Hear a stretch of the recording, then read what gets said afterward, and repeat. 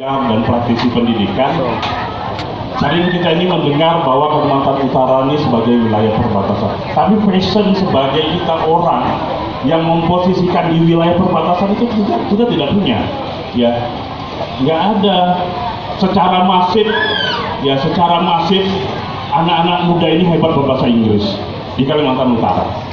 Secara masif kita hari ini nggak ada, kita ini menguasai minimal 3 bahasa yang kita kuasai, ya. Nah, karena ini bicara masa depan, ya, kita bicara masa depan. Komunikasi itu penting, ya. Nah, hari ini, ya, kita ini kalau kita pernah dengar dulu bahwa Pulau Jawa itu adalah masa lalu dan Pulau Borneo atau Pulau Kalimantan itu adalah masa depan.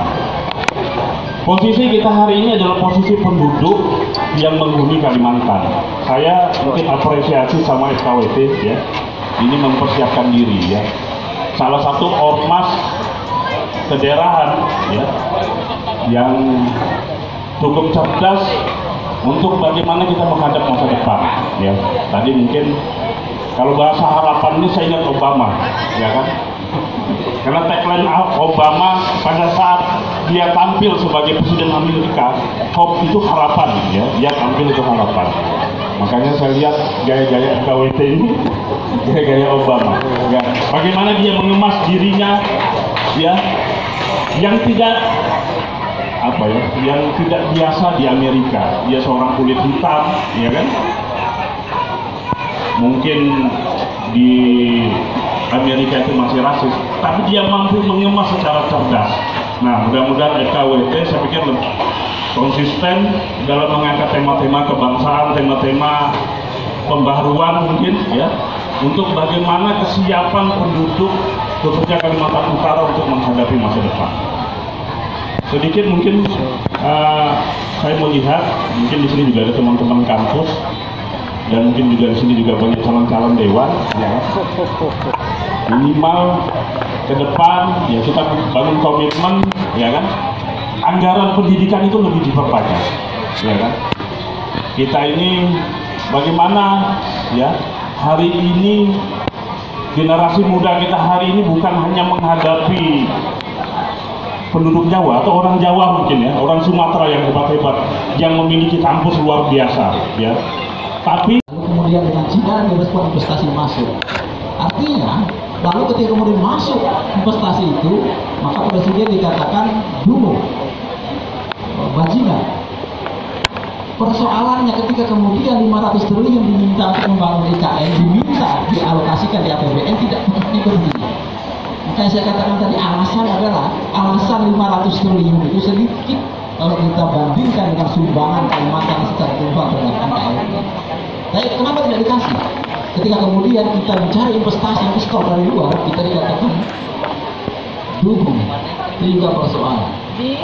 Nah, jadi ketika kemudian arahkan itu sebenarnya 1000 itu kita cek di imigrasi di Balikpapan. 1000 kalau dipecah ada yang ketarakan atau itu.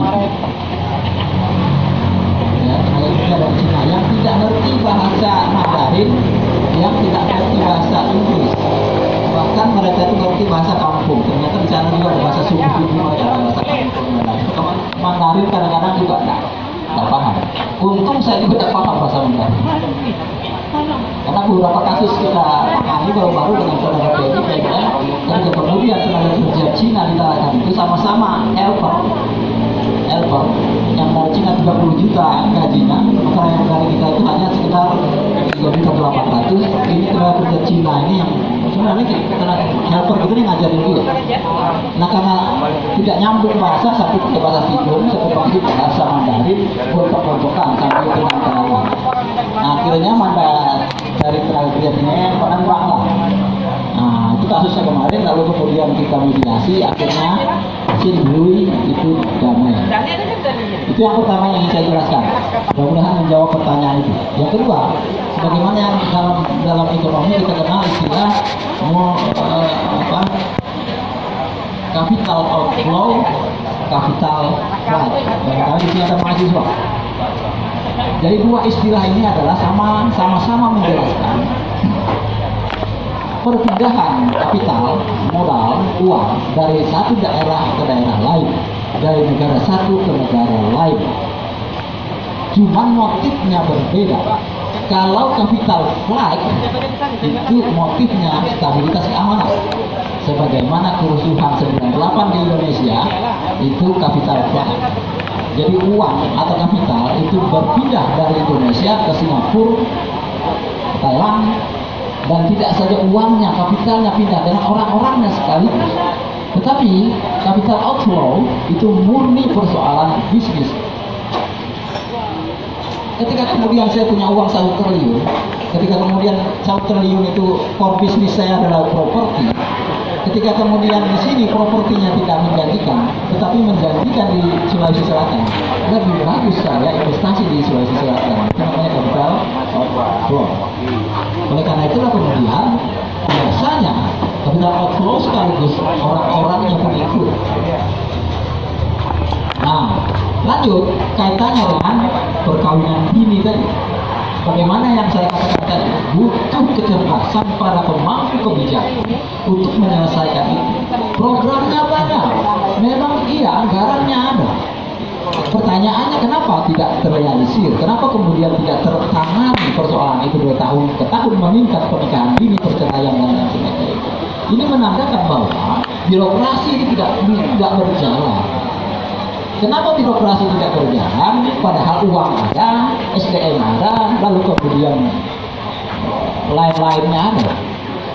Nah, tinggal kemudian kita cek, kenapa dia tidak berjalan? Apakah tidak punya pengetahuan kepala dinasnya? Apakah kemudian tidak mau, tidak berkeinginan, atau apa? Artinya mereka diberikan organisasi, mereka diberikan uang, mereka diberikan sumber daya manusia. Kenapa kemudian selalu meningkat? Ini juga menjadi pertanyaan. Itu yang menjadi harapan kita. Harapan masyarakat Kaltara adalah bagaimana kemudian listrik tersambung terus. Bagaimana kemudian pernikahan dini itu bisa kita tekan sedemikian rupa, perceraian itu bisa kita tekan. Dan harapan itu tidak pernah terselesaikan oleh pemerintah kita. Kenapa kemudian pemerintah yang harus kita pertanyakan? Karena memang kita memberikan mandat kepada pemerintah untuk mengelola segala resource yang ada di Kaltara. Makanya saya sering lantang mengatakan itu. Birokrasi pemerintahan Provinsi Kalimantan Utara tidak pernah atau gagal memenuhi mandat yang diberikan. Dan ternyata delivery unit yang kemudian digagas oleh Pak Gubernur dalam bentuk TGUPP itu seringkali juga latah. Nah, sering saya katakan TGUPP itu wajah fungsi memberikan alternatif kebijakan terhadap pemangku kepentingan pengambil kebijakan, lalu kemudian mengawal pilihan kebijakan gubernur sampai ke kepala OPD, sehingga kemudian apa yang menjadi pertanyaan tadi menjadi terselesaikan, terjawab. Nah, begitu juga dengan anggaran pendidikan. Ketika kemudian kita mengatakan bahwa kita tidak punya keahlian, kita tidak punya kemampuan untuk menangkap peluang-peluang yang ditarakan. Pertanyaannya, apakah kemudian peluang ketidakmampuan kita menangkap peluang itu atau kebodohan kita katakan kasar seperti itu? Apakah kita patut salahkan kepada individu-individu? Harus kita salahkan orang tua kita? Kalau itu yang dilakukan oleh pemerintah, apa gunanya pemerintah? Gunanya dewan. Maka dewan atau pemerintah, kalau kita bicara pemerintah, eksekutif, legislatif, ketika kemudian ada anak bangsa yang kita di sini tidak punya kemampuan misalnya, maka tugas kita lah membuat mereka menjadi berkemampuan. Ya. Persoalannya mau apa tidak? Sayangnya para pemangku kebijakan kita selebrasi kesana kemari, tidak memikirkan rakyat Kalimantan Utara, tidak memikirkan anak SMA, tidak memikirkan anak mahasiswa. Ketika kemudian mahasiswa lalu kemudian ormas bergerak untuk memprotes itu, lalu diperhadapkan dengan aparat, lagi-lagi rakyat dengan rakyat berharap apa? Nah, ini juga persoalan. Yang ingin saya katakan adalah Kalimantan Utara punya sumber daya alam yang luar biasa dan punya sumber daya manusia yang luar biasa. Persoalannya adalah tidak connectnya sumber daya manusia yang luar biasa dengan sumber daya alam yang ada di Kalimantan. Kenapa? Karena memang ada kepentingan-kepentingan yang bisa kemudian meninggalkan kita semua. Partai Buruh Kaltara. Bukanandung. Ada Pak Yanser, mantan Kades Pink, tetapi saya dapat informasi mundur jadi caleg. Ada Bang Joko, Ketua Yayasan Sejarah Budaya Kalimantan Utara.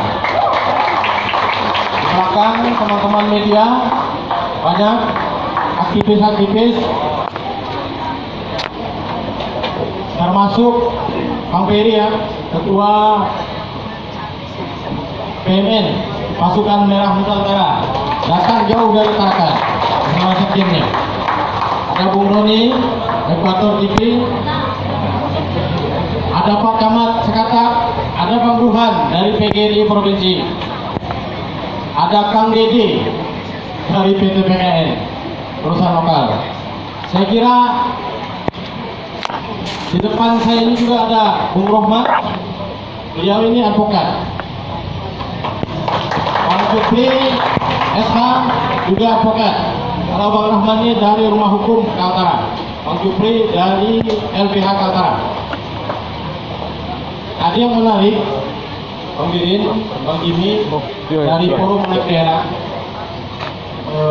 Saya kira kami sebenarnya mengundang juga dari UPT DPPA, Perlindungan Perempuan dan Anak.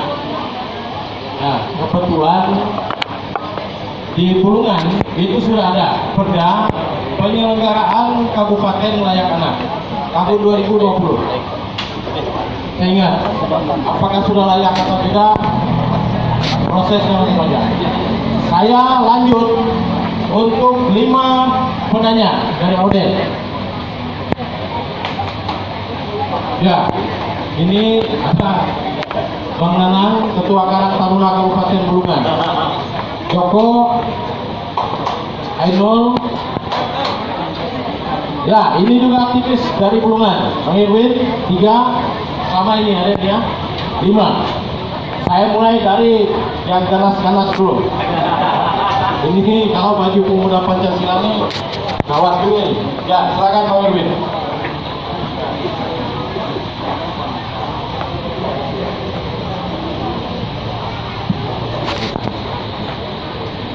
Bismillahirrahmanirrahim. Assalamualaikum warahmatullahi wabarakatuh. Selamat malam ya, selamat terawih semua. Kalau saya melihat tadi ini sudah banyak teman-teman yang menyampaikan apa yang kita inginkan sebenarnya. Dan sebenarnya tujuan kita hadir di sini hanya satu, karena di sini dialog kebangsaan, harapan masyarakat Kaltara. Apa yang kita inginkan? Bahwa kita hadir di sini, kita tidak ingin jadi penonton di daerah kita sini. Itu saja. Tadi saya dengar dari Universitas Kaltara, dari Fakultas Teknik juga tadi ada beberapa daerah dikatakannya tidak menyalahi. Sebenarnya mohon maaf, ini saya sedikit. Memang harusnya, mungkin untuk kedepannya kita hadirkan pemerintah daerah, khususnya gubernur maupun bupati di sini. Itu lebih seru, saya rasa lebih seru, kan juga lebih semangat ketika ada pemerintah daerah di sini. Itu cocok pertanyaan beliau tadi. Saya masukkan aja, ini teman-teman lain ada juga mungkin banyak juga atau lebih baik lagi pertanyaan atau masukan ya. Harapan saya dalam dialog kebangsaan malam ini mungkin kita bisa membuat rekomendasi untuk disampaikan ke pemerintah daerah, baik itu legislatif maupun eksekutif. Mungkin teman-teman setuju ya. Jadi tidak sia-sia kita hadir di sini, tidak sia-sia kita menyampaikan apa yang dapat disampaikan di sini, isu-isu tentang Kaltara ini, supaya ini sampai juga ke tempat mereka, tempat pihak legislatif maupun eksekutif. Mungkin nanti Bang Jimmy bisa membawakan lewat forum apa sih yang tadi itu. Nah, undang-undang lah kita kan, mungkin bisa juga kita teriak-teriak. Lama juga nggak teriak-teriak ke sana. Ya, mungkin cukup sekian. Bila ada salah mohon dimaafkan. Bila itu wassalamualaikum warahmatullahi wabarakatuh. Tangan tidak terus. Ini demonstran Tanjung Salor, Bang Irwin. Saya kedua ke sebentar.